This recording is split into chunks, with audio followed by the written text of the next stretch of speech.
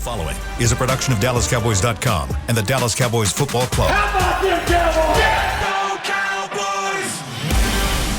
Cowboys! This is Mick Shots. Streaming live on DallasCowboys.com and the official Dallas Cowboys app. Now, here are Bill Jones, Everson Walls, and Mickey Spagnola.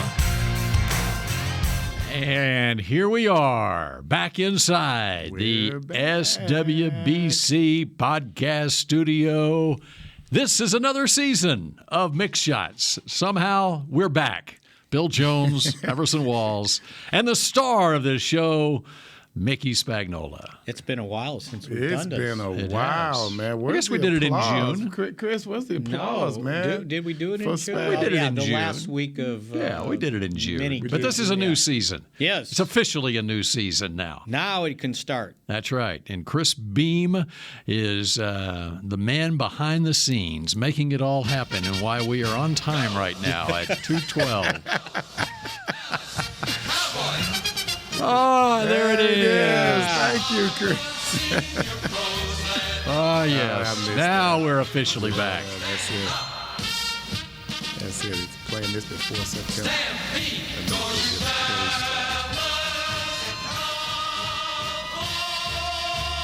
Love it. You know what we need to do is we all need to go get one of the old hats Yeah.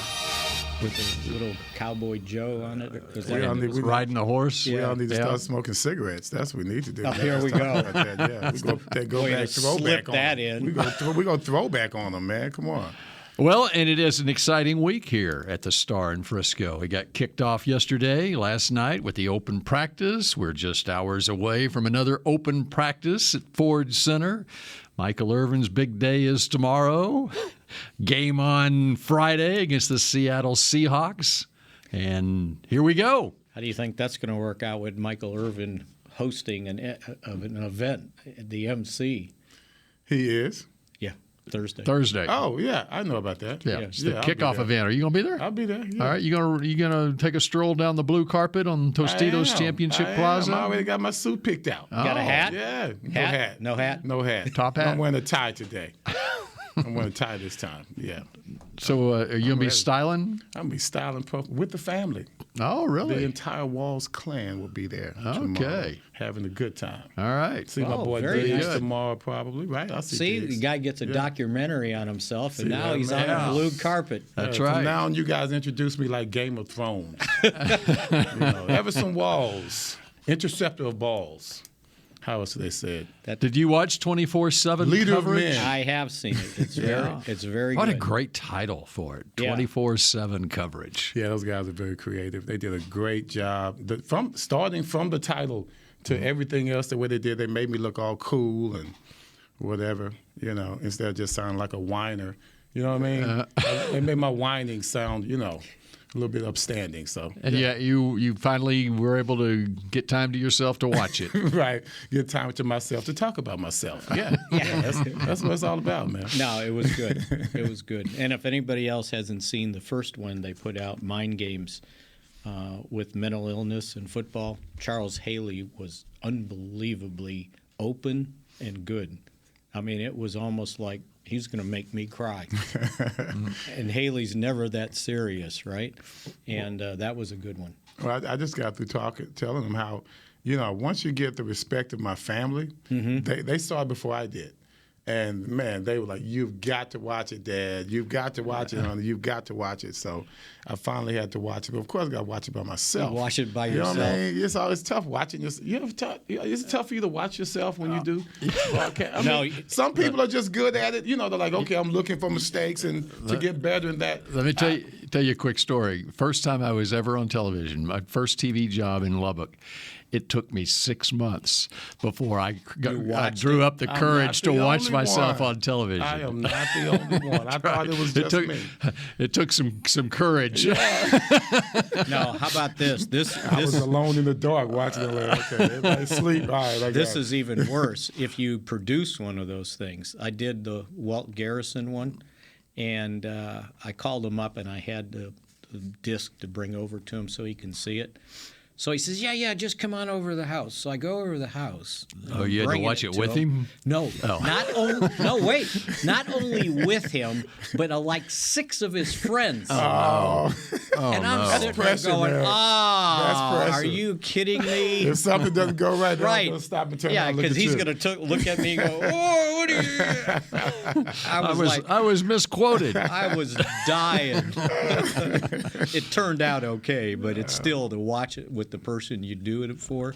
Yeah, that's tough. Yeah.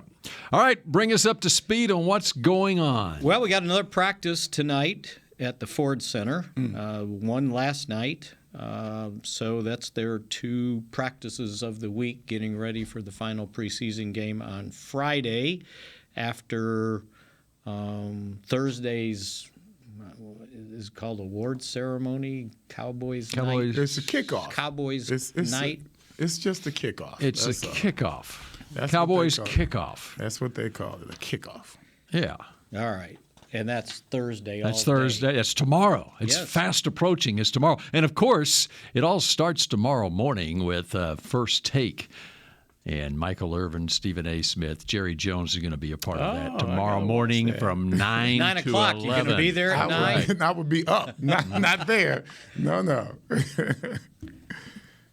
I think I'll show up for that.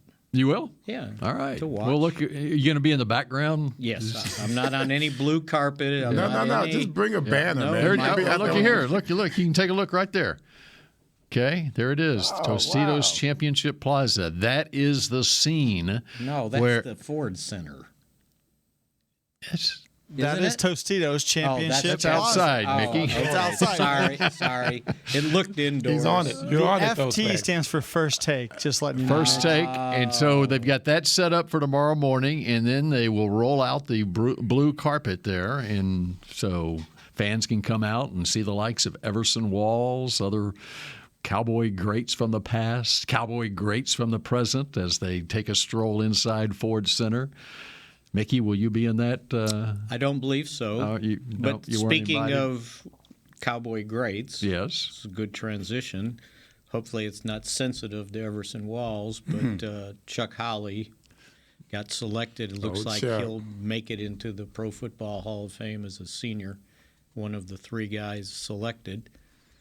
They weren't And gonna, Joe Klecko and Ken Riley were right, the other 2. and they weren't going to do 2 Cowboys, unfortunately. Well, they could have. Yeah, they Yes, could. they could. There's no law against it. I mean, I'm just saying. They were. You know, it's the first time for everything. They you know? weren't going to do that, my God. And I had they- my fingers crossed. I And know then, that much. and then this morning, news came out that Don Coryell is also one of the finalists. He is the coach Contributor.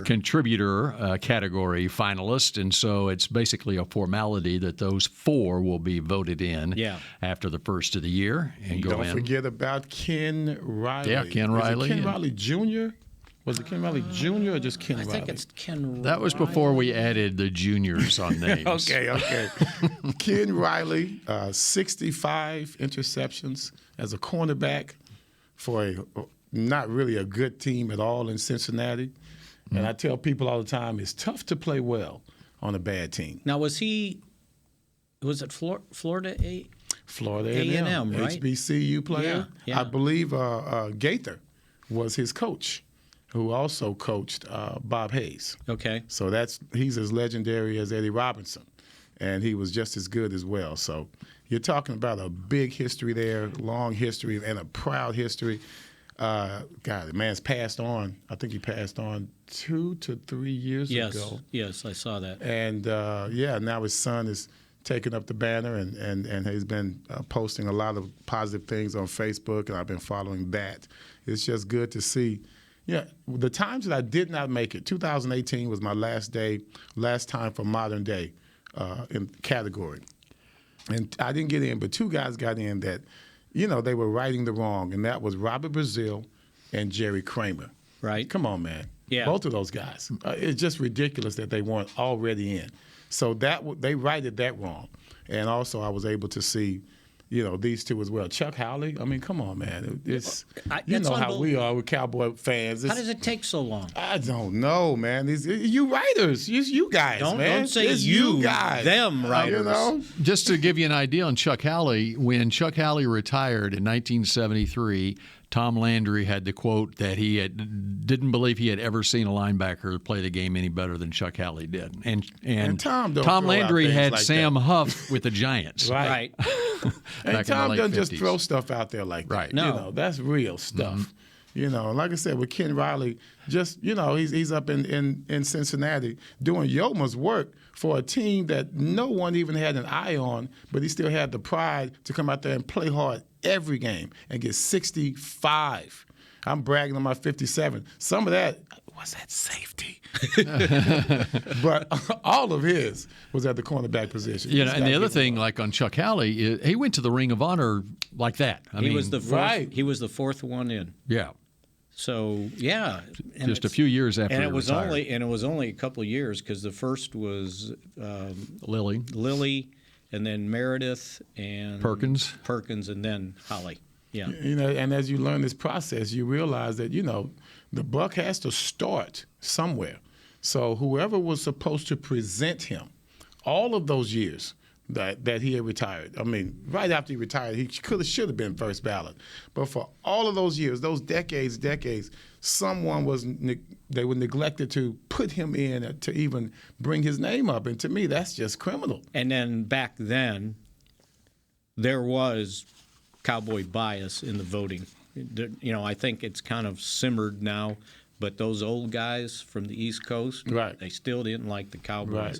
And Howley should have been in, and fortunately, fingers crossed, I got to talk to his son, Scott, and he said he's kind of in the final stages of dementia, and it's like, do you think he'll be able to be part of the ceremony? He says, well, we're going to discuss with the doctors, see if they think it's good for him to travel. And it just sort of reminded me of, I don't know if you guys will remember this name. So it was back when maybe it was Michael Irvin's time to get in. Gene Hickerson, he was an offensive lineman from Mississippi State, played for Cleveland, blocked for Jimmy Brown, Leroy Kelly. He got in, and he was in the last stages of dementia, and he had to sit there in a wheelchair when they did the gold jacket deal. And it was a sad sight because I wasn't sure he knew he was there, right? And less than a year later, he passed away. Right. So you got to get these guys in before this stuff happens, right? You don't wait. I think about some guys like Tex Schramm was voted, or Jerry was going to put him in the Ring of Honor, and they did it in April. He died in like July or August, so he knew, but he never got a chance to, kind of take the stage. Right. And take his bow. Right. On the field. I just hope that he will remember, because Scott said when he told Chuck. He called him up over the phone and said, hey, you know what, you got in. And he said there was a long pause, and he goes, okay, bye. And I just don't know that he knew. Right. Last time I think we saw him was at the Ring of Honor walk ceremony, because he actually stood up on that ledge up there. And I think he was standing up with his grandson, who had his Marine uniform on. But that was it. And it's like, that's why I was, that was probably the last time I think we saw Don Perkins, too, that he was able to get up there. And I remember this about that, because he was kind of using a cane and a walker, and they brought him to where his number was, right? And they showed up. They brought it on a golf cart, and they showed up with a wheelchair. And I saw him look at the wheelchair, and he was like, I'm walking there, right? And his daughter was there, who we had done the interview with for the documentary. I love that, man. And I looked at her, and she smiled, and we kind of winked at it. It's like, no way I'm good getting stuff. wheeled to that number, right? He walked there. And that's the kind of guy he was. So I'm just glad for the Howley family that, they'll be able to enjoy it. I don't know how much he will, but yeah. It's been a long time coming. Mm-hmm. And again, it's the final vote will come in January. And they changed it with COVID, where they were doing the online vote because for years it was the Saturday before the Super Bowl, Right. and so I'm not sure if they're continuing that this year as far as the Hall of Fame committee goes. But it's basically a formality. These guys are going to get in, which is great to see. All right, how about we take a break and we'll get back to the news of the day when Mick Shots continues in just a moment. We paid how much for those lessons? Shh, she's doing great. Oh, yeah, totally. Can you pass me a Pepsi Zero Sugar? Great job, honey! Oh, look at that. That's not the end. No way. Now it's time for the encore. You know what? You're right. 5 times? Not enough times. For everyone who traded in rock concerts for their kids' recitals, you've compromised enough. Pepsi Zero Sugar. That's what I like. The Medal of Honor is our country's highest military award for valor in combat. More than 40 million individuals have served in the armed forces since the Civil War. Fewer than 4,000 have received the Medal of Honor. The National Medal of Honor Museum will be a place to preserve these legacies and inspire America.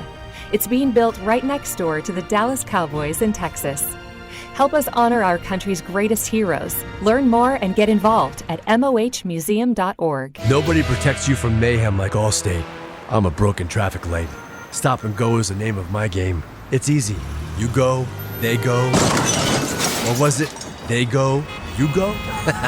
And if you have the wrong car insurance, these repair costs could stop you in your tracks. So get Allstate's new low auto rate and be better protected from mayhem, like me. Not available in every state based on coverage and limits selected. Subject to terms, conditions, and availability. In most states, prices vary based on how you buy. Allstate Bar and Casualty Insurance Company and affiliates, Northbrook, Illinois.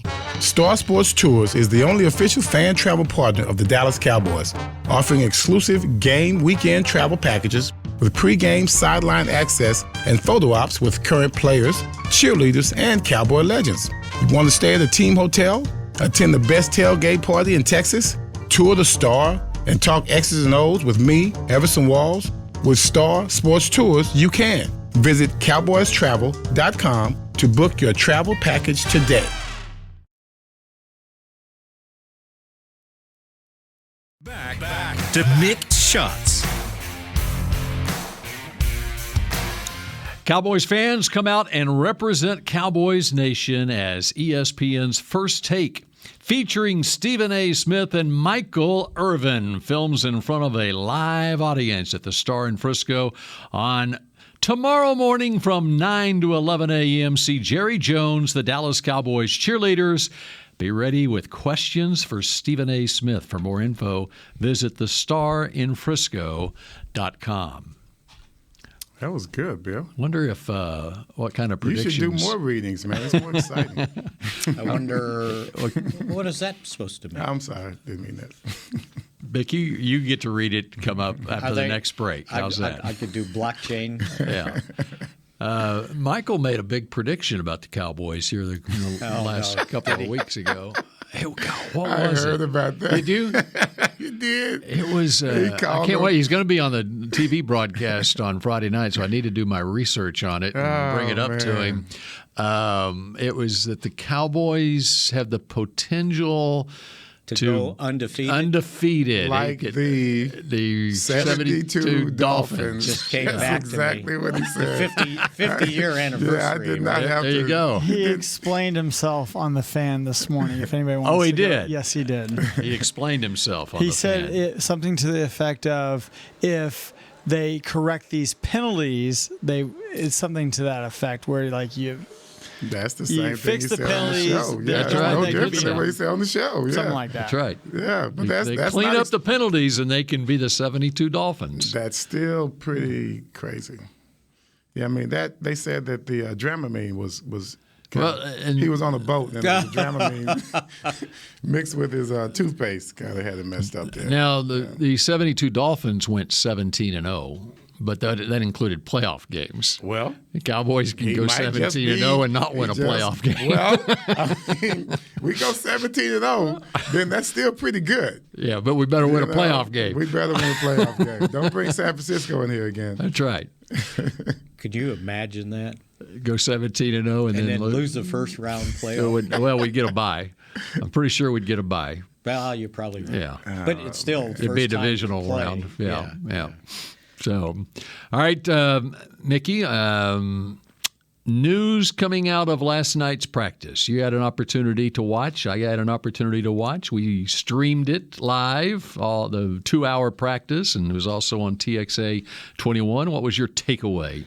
I think the best thing that occurred was some of the guys that were questionable to play or practice actually practice. So it was good to see CeeDee Lamb out there. Good to see Noah Brown out there.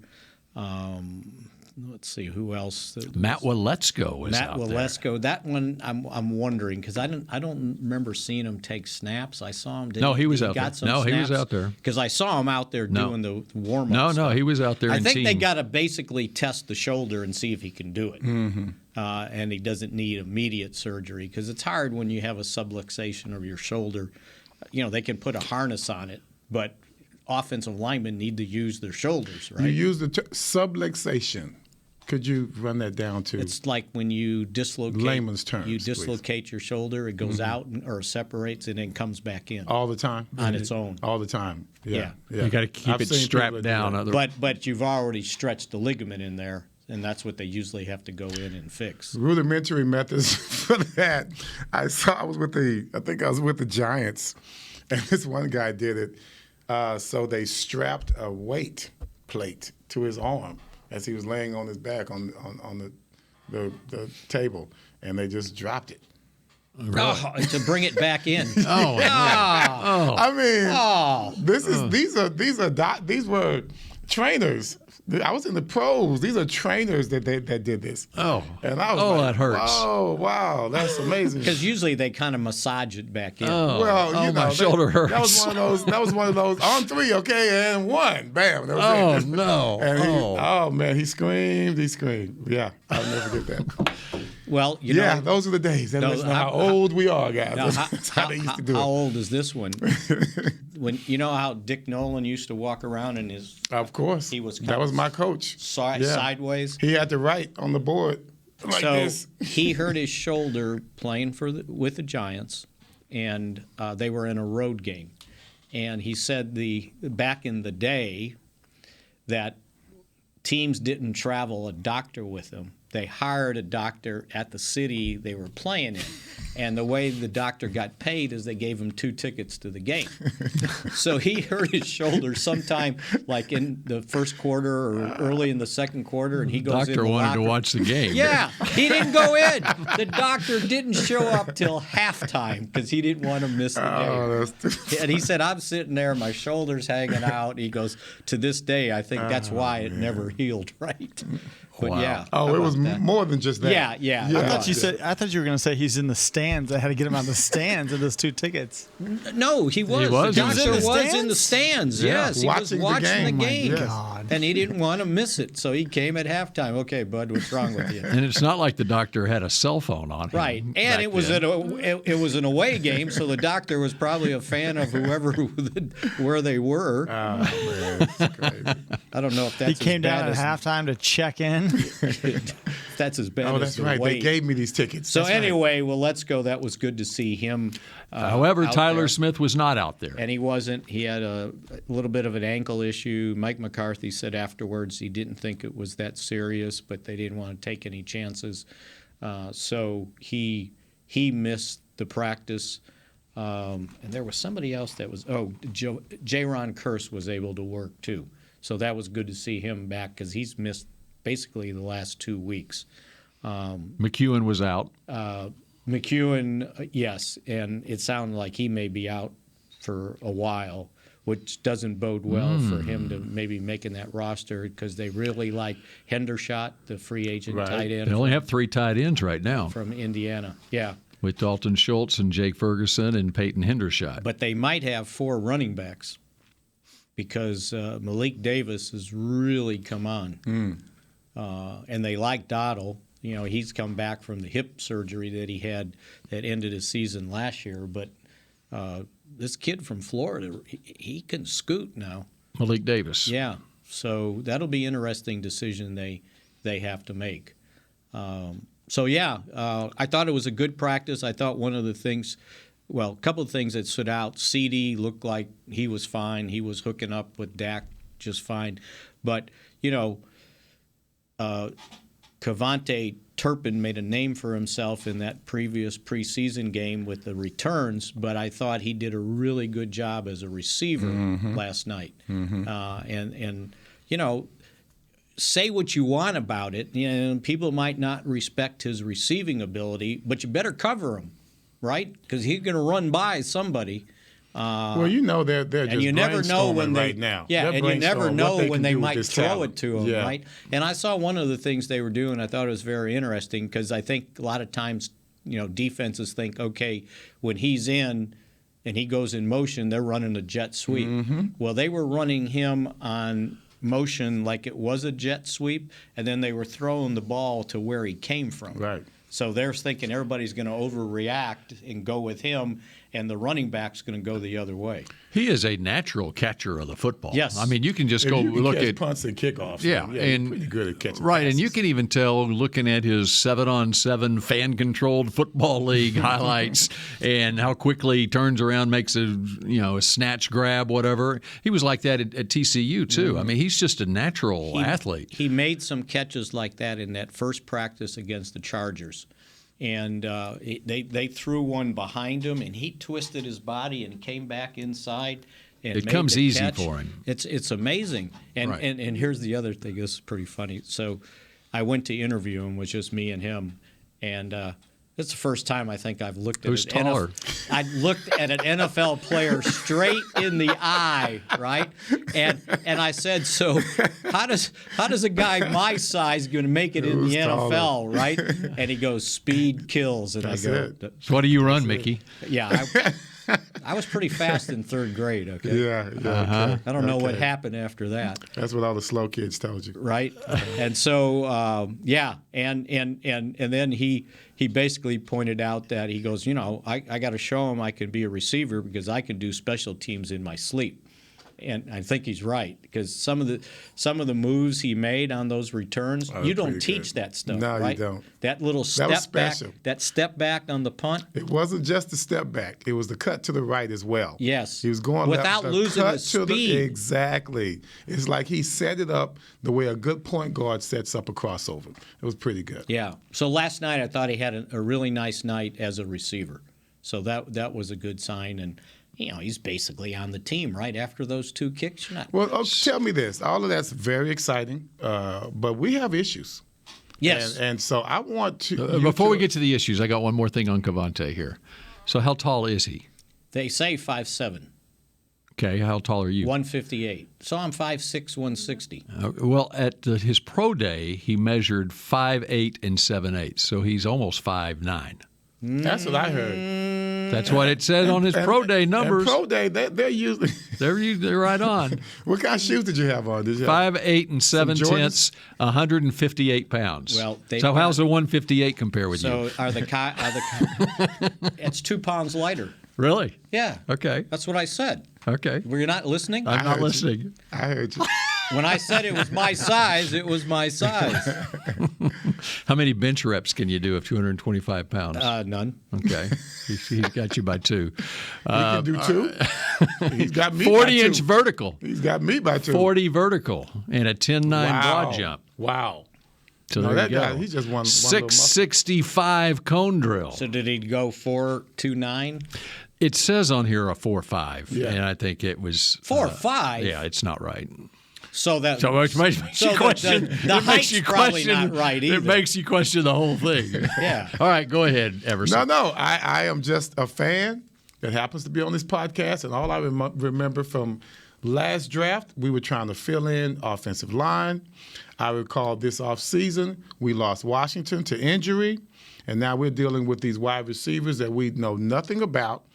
We haven't gone to get anyone out there in free agency. Beckham is still out there. Can't play. Well, he's not ready. He's not ready. ACL, just like Gallup. Yeah. And just like Jamison Williams, who's going to be mid-season before the Lions will have him. Right. So what's the progress on especially those two units? Because that's key. You can talk all the noise you want about how well Dak is playing, who he's throwing to, and the little short passes. We got to be able to run this freaking football. Well, so run the football and throw the football. Yeah, but I want to run the football first, because when you lose games in the playoffs, and that's the memory that I have to this day, is losing games in the playoffs because you can't run the ball. Not only can you not run the ball, you don't even need to blitz us to get pressure on the quarterback. So you're more concerned. Your concern is the offensive line. Always has been. Okay. Always has been. And you're especially coming out of the gate playing Tampa Bay and Cincinnati, two pretty high-powered offenses, pretty accomplished quarterbacks. That's there. Right. Who can't protect so you're their not, own quarterback. So you are not as concerned about what's at wide receiver right now as much as are things coming together compared on to the offensive line. Okay. Well, they're having problems at wide receiver also, Tampa Bay, because they're not sure Godwin's going to be ready. He's only 8 months. Evans just came back from a injury. It was a hamstring, and we'll see what he's got. Gage was out with a hamstring, and Godwin's 8 months removed from his ACL, and his was just such a bad injury. His was just, I think, a little bit before Gallup's. So they've got they've got major problems on their offensive line. I think they've got one starter back from last year. They lost Ryan Jensen. I think they did lose one. And they just lost their center. Right. What happened with him? That was ACL. Okay. Their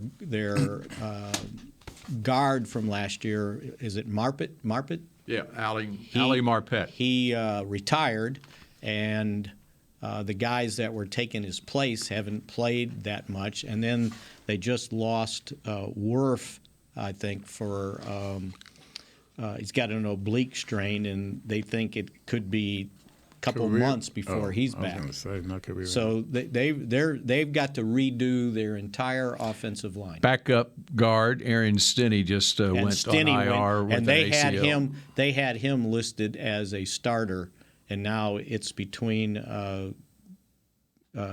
Godeke.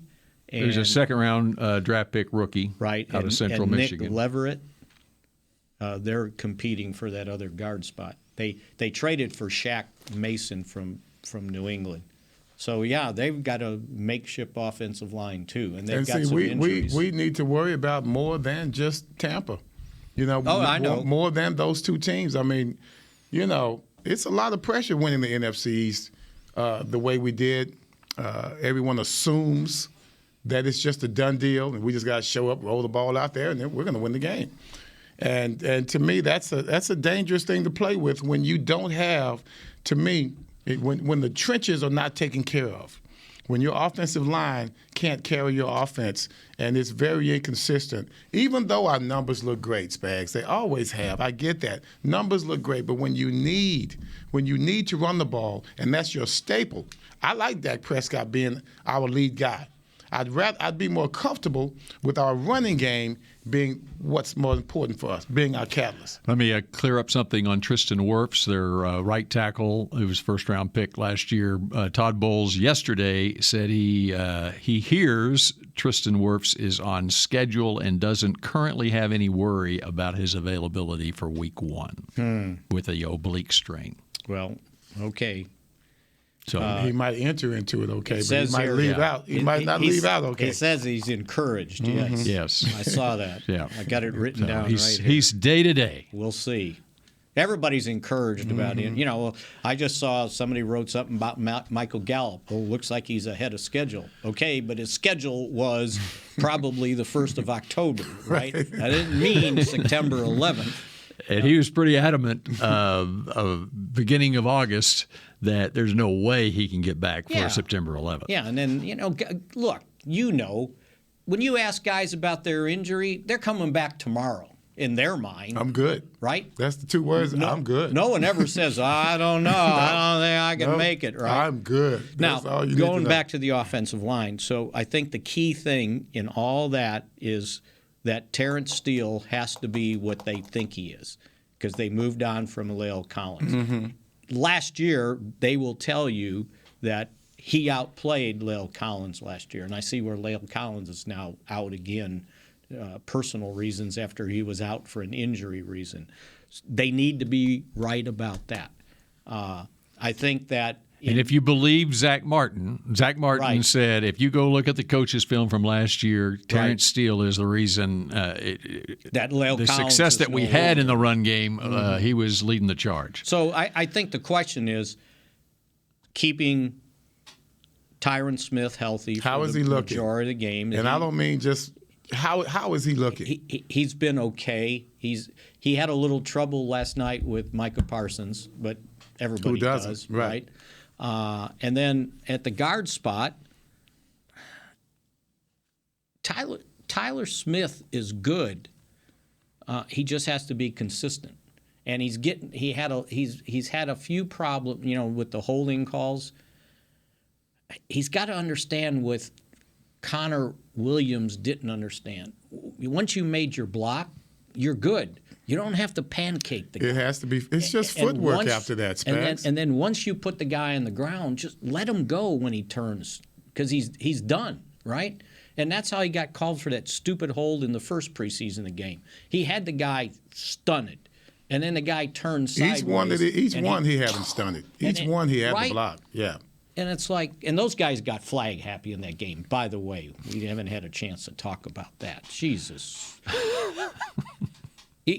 17? 17. Even that sounds familiar. McCarthy must have addressed the question after the game at least 3 times, right? The 4th time, he finally said what he wanted to say. He said, I was a little surprised they called that many penalties in a first preseason game. I know he was stewing, right? Yeah. So now, but isn't that the same way that it went when they visited to come and practice against us? Didn't we have the same problems in practice that we had in the game? In regards to holding, matchup problems we were having, our offensive line versus the Broncos' defensive line. I thought it was just in the game. I didn't think it was that bad, although I did watch a lot of the Cowboys. No, I watched the offense. Mm-hmm. Yeah, they didn't really have that big of a problem. But look, here's what happens when you're playing all these young guys. You didn't play any starters. Biadasz was in there. When you're getting beat, that's when you hold, right? You're hanging on for dear life. Same thing with the secondary. When you have pass interference, usually you're beat. You're trying to make up for your getting beat, and that happened a couple times. And the inconsistency, in this case, it was good because we weren't consistently bad. First game was bad. Second game, we looked like we were in much control throughout most of the ball. So the only question you will have is, all right, can these starters do what they need to do without playing a preseason game? And and I keep hearing about, Dak, he hadn't taken any snaps. Well, guess what? Last year, he didn't have any snaps in preseason, and he was coming off that injury, and he threw for, 400 yards against Tampa Bay? Well, not just Tampa Bay, the whole year. So, we had more but you're yards right. than anybody else in the league. And at times they have run the ball well. Not consistently well, but at times even against the first team defense, which, by the way, might be pretty good. The defensive front has looked awfully well. Let's talk more about that as we look ahead to Friday and the Seattle Seahawks when we come back on Mick Shots in just a moment. Nobody protects you from mayhem like Allstate. I'm a broken traffic light. Stop and go is the name of my game. It's easy. You go, they go. Or was it they go, you go? And if you have the wrong car insurance, these repair costs could stop you in your tracks. So get Allstate's new low auto rate and be better protected from mayhem. Like me. Not available in every state based on coverage and limits selected. Subject to terms, conditions, and availability. In most states, prices vary based on how you buy. Allstate Bar and Casualty Insurance Company and affiliates, Northbrook, Illinois. We paid how much for those lessons? Shh. She's doing great. Oh, yeah, totally. Can you pass me a Pepsi Zero Sugar? Great job, honey! Oh, look at that. That's not the end. No way. Now it's time for the encore. You know what? You're right. 5 times? Not enough times. For everyone who traded in rock concerts for their kids' recitals, you've compromised enough. Pepsi Zero Sugar. That's what I like. The Medal of Honor is our country's highest military award for valor in combat. More than 40 million individuals have served in the armed forces since the Civil War. Fewer than 4,000 have received the Medal of Honor. The National Medal of Honor Museum will be a place to preserve these legacies and inspire America. It's being built right next door to the Dallas Cowboys in Texas. Help us honor our country's greatest heroes. Learn more and get involved at mohmuseum.org. Brace yourself for an existential question. Has your butt been having enough fun lately? Have you been treating it well? Has it been going places? If not, then it's about time you start using SeatGeek. SeatGeek is the best way to get your butt tickets to live events. Just ask the thousands of other butts who have rated it the #1 ticketing app. So what are you waiting for? Download the app now or visit SeatGeek.com to get tickets to sports, concerts, and live events and make your butt happy. SeatGeek. Get your seat in a seat.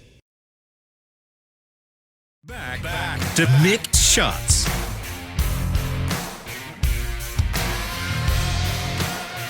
Go Mickey.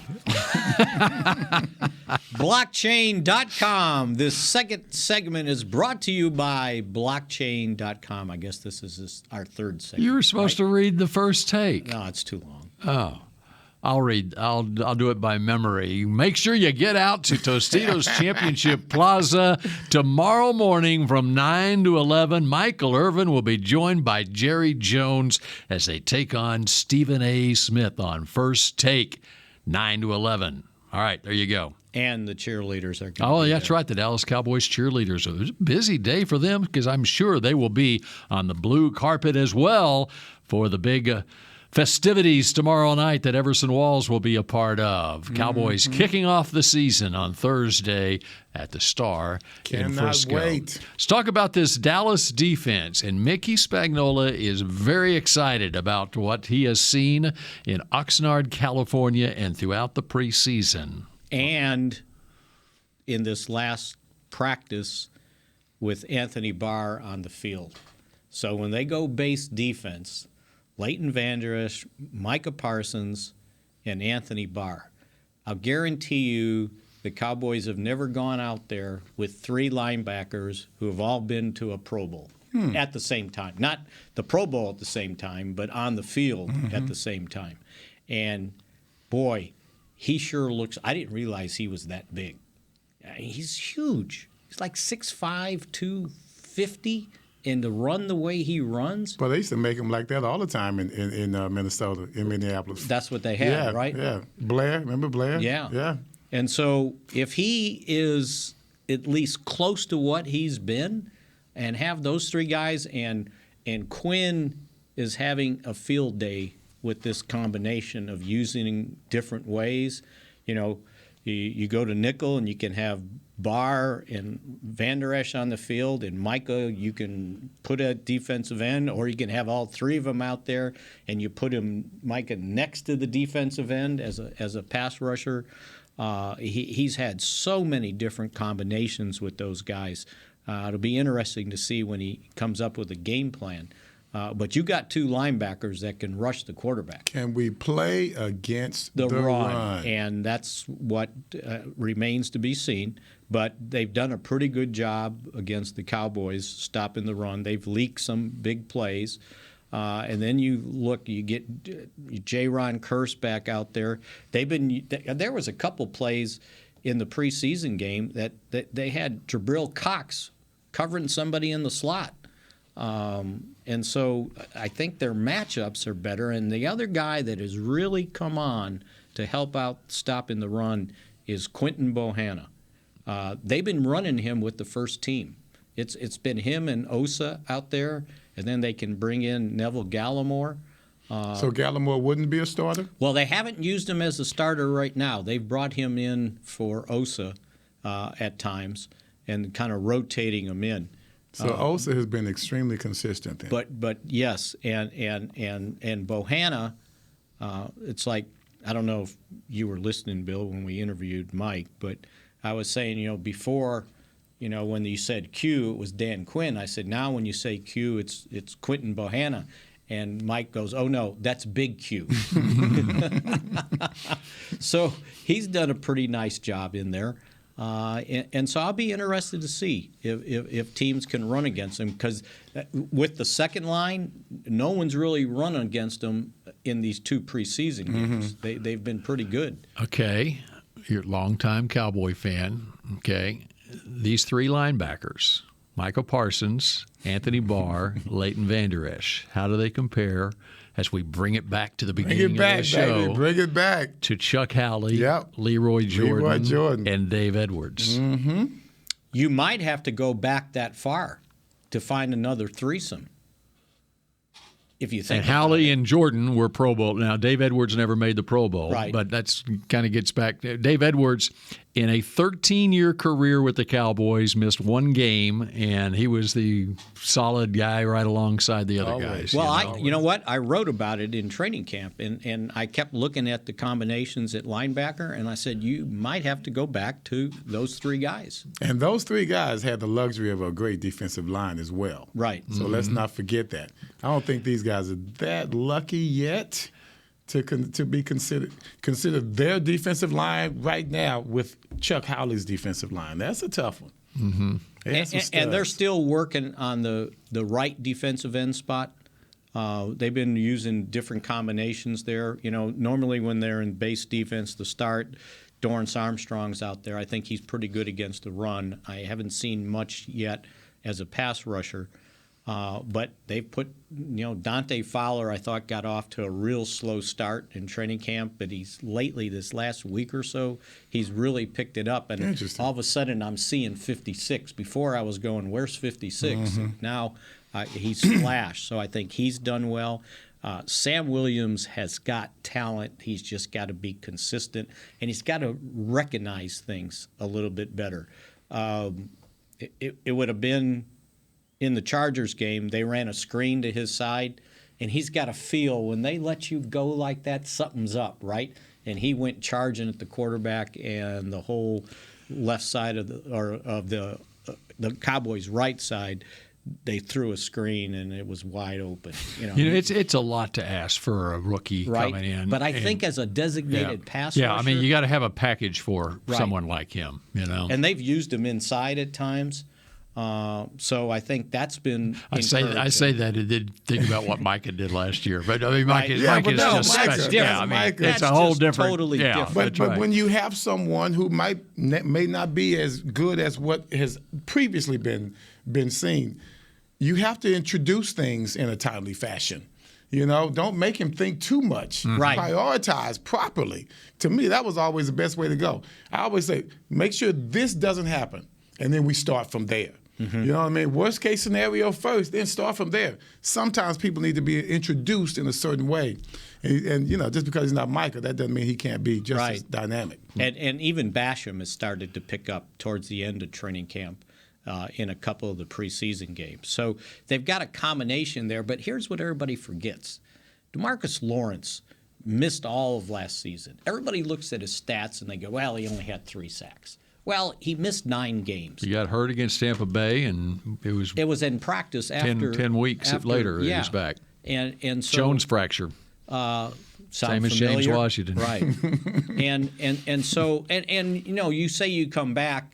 Well, you needed 2 games to move in, right? His snaps, those first. So he's really played 5 full games, and they kind of regulated his snaps. He played pretty damn well when he came back. But yes, he did. So now, if he can, you got him on the field. He made some hell of a plays when he came back. And he's good against the run. Mm-hmm. That's what everybody forgets. Which is why he got his deal in the offseason, too. Right. Yeah. And they made sure they kept him based somehow, on that. some way, mm-hmm. right?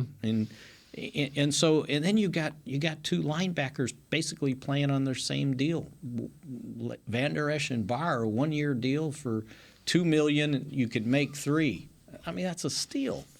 So, yeah. It's a steal if it works. If it works. Yes. And if it doesn't, you didn't spend anything. You didn't commit that much. So, speaking of commitment, so they've committed to Brett Maher as their kicker. Oh, yeah. By the way. I mean, did he just miss? Did he miss less? Is that can we look at this? Can he really kick? Was he really kicking? They looked at last year, and he was 16 of 18 with the Saints, and he kicked at the end of the year. And it sounded like had he been healthy from the beginning, he would have had the job.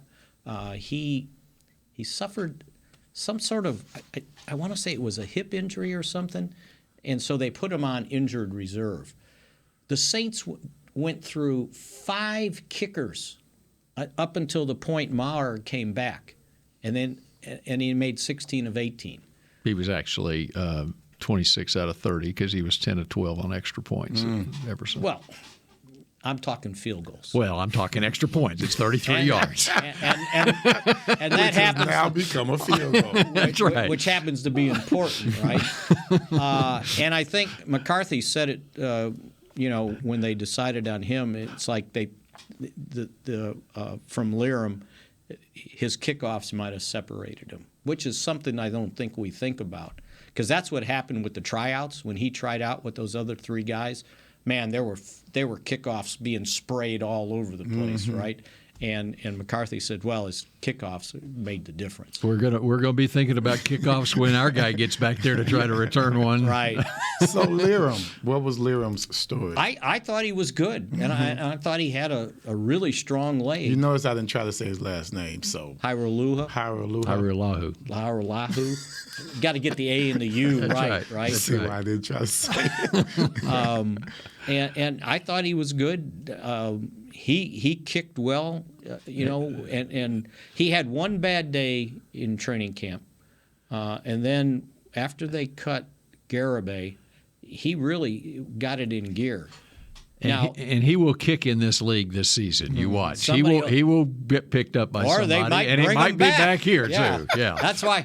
All it takes is one bad Friday night. I kept saying, don't discount Zerline coming back. But he ended up winning that kicking competition. They cut Pinheiro, but yeah, and I looked, but I started listing the kickers that have been released. Oh, my gosh. Pinheiro. Who was the college kicker that you were Cameron Dicker. Remember the college kicker Texas? that we signed that you were talking about in college? He was just kicking so well. I can't This year? It was last year. Like leading up to the draft that he was talking about? Yeah, leading up to the draft. We were looking at him. It was a college guy. You said he was kicking his butt off. I don't remember. Well, it was Garibay. Was that it? Yeah. This year. Texas Tech. Okay. Yeah, and he got competition, and he went right down the tubes. Damn.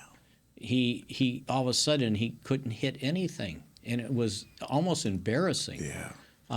But he lost confidence. And I said that to somebody, and they said, yeah, he needed a mental coach more than a technique Never know, coach. Man. It's not all and about then there was physical. Cade York, who is from LSU. He's from Prosper here in town. We talked about him leading up to the draft. He's with the Browns. Okay.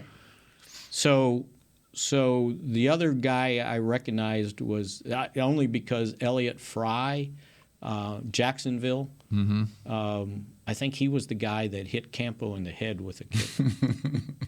What? His kick was so bad, Campo was standing on the sideline somewhere or behind the hit Campo At a Jacksonville game? In a practice, yeah. Oh, really? Yeah. Wow. Okay. So they cut him and they signed the Chargers backup kicker James McCourt. Yeah, or they the had Cowboys or they had brought in Fry and somebody else hit him in the head. I can't remember. Elliott Fry was in the. He's doing some sort of podcast or something. He was at the practice and he was standing in the back of the end zone and he got kicked it so wide it hit him in the head. That's what Vogt did. Of all the people. Yeah, Vogt's kicks used to go shoo. Yeah. All right, I'm out of time. Yeah. I got work to do. We are. So Ryan Mickey's gonna keep talking. Santoso, Nick Skiba, Cameron Dicker's out there. Yeah, you said that already. Dicker, the kicker. Gabe Bursick. But he was Burkich from That's OU. the Oklahoma guy, right? He's out there. Yeah. So okay. Who knows? Somebody said, oh, yeah, somebody's got to get cut better than this list here to say, okay, they're going to take over for Maher. But Laram probably ought to just keep kicking. Because that's what Maher's done, right? He didn't have a job until the Cowboys brought him in for the workout. Yeah. So when's our next time? When are we coming? Yeah, when are we back? Should be Monday at 2, right? Monday, Wednesday? Okay, we're going Monday, Wednesday next week. Right.